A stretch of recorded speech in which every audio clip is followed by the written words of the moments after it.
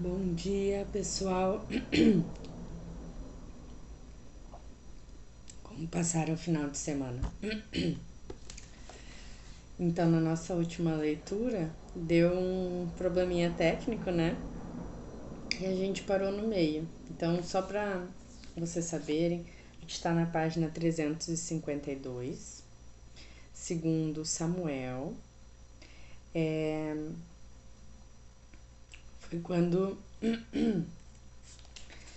o eu vou ler a última frase, tá? A gente estava em conjuração de Absalão.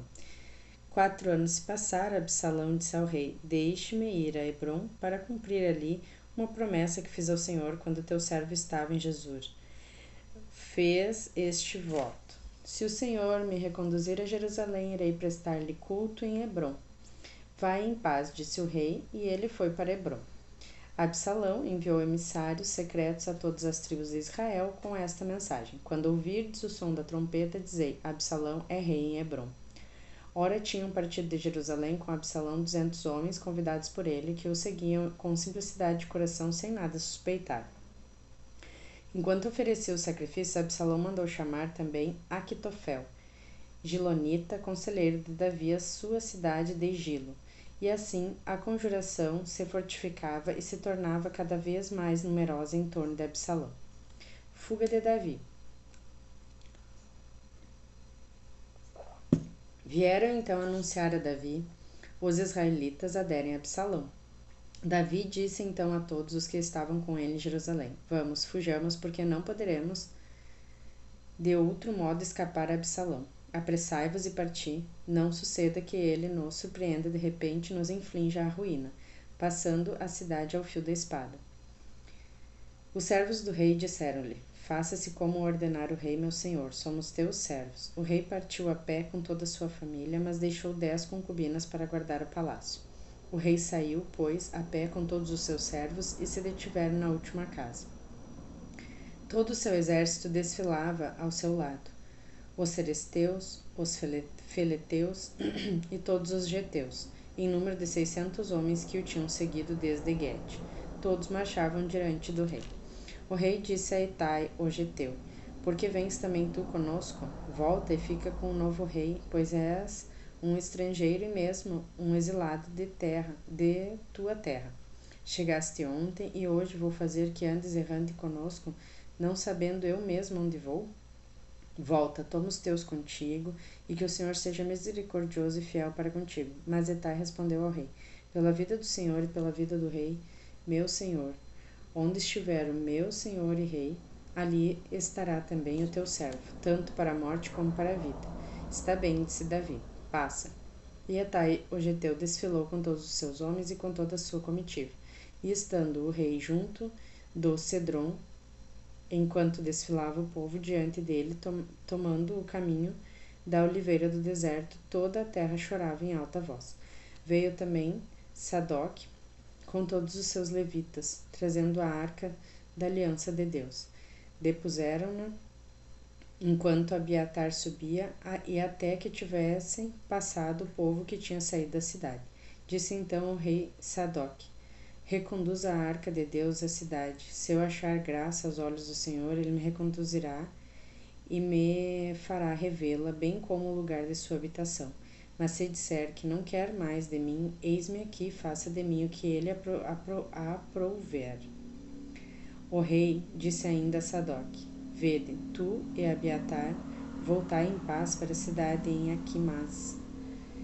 Teu filho, o Jonatas, filho de Abiatar, eu vou arrastar-me pelas campinas do deserto, esperando que me mandeis notícias. Sadoc e Abiatar reconduziram, pois, a arca de Deus para Jerusalém e lá ficaram. Davi subiu chorando do Monte das Oliveiras, cabeça coberta e descalço. Todo o povo que o acompanhava subia também chorando com a cabeça coberta. Foi anunciado a Davi que Aquitofel estava também entre os conjurados de Absalão. Davi disse: Fazei que se desfrutem, ó Senhor, meu Deus, os desígnios de Aquitofel. Ora, chegando Davi ao cume do monte, no lugar onde se adorava a Deus, veio-lhe ao encontro Cusai, o Araquita, com a túnica em farrapos e a cabeça coberta de pó. Davi disse-lhe: Se vieres comigo, se-me-ás pesado.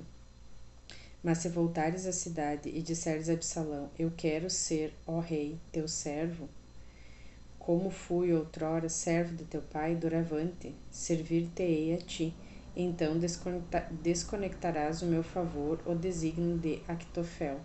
Terás lá contigo os sacerdotes, Sadoc e Abiatar, e quem comunicarás tudo o que souber do palácio real. Com eles estão os seus 2 filhos, Aquimaas, filho de Sadoc, e Jonatas, filho de Abiatar. Por eles me transmitireis tudo o que ouvirdes. E Cusai, amigo de Davi, voltou para a cidade no momento em que Absalão fazia sua entrada em Jerusalém. Intrigas de Siba.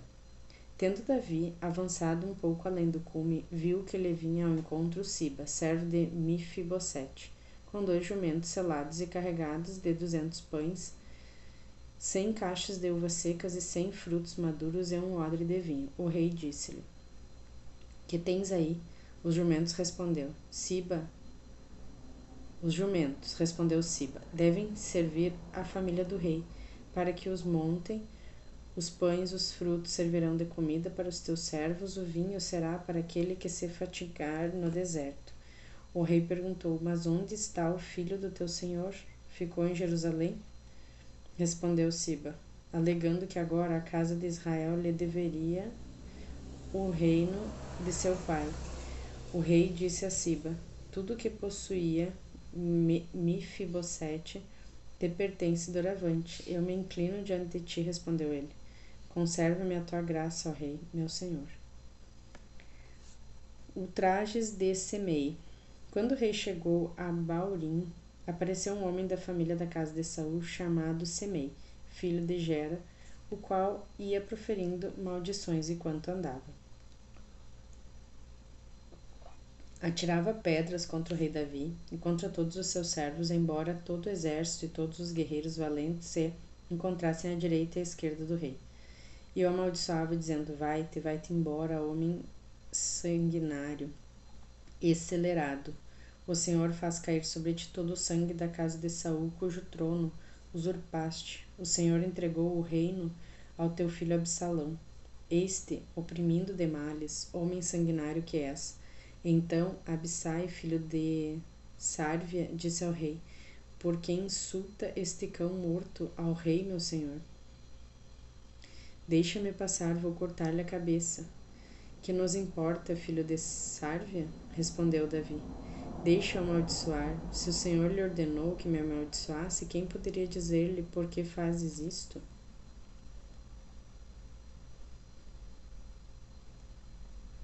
Davi disse a Abissai e a sua gente: Vede, se meu filho, fruto de minhas entranhas, conspira contra a minha vida, quanto mais agora este benjamita.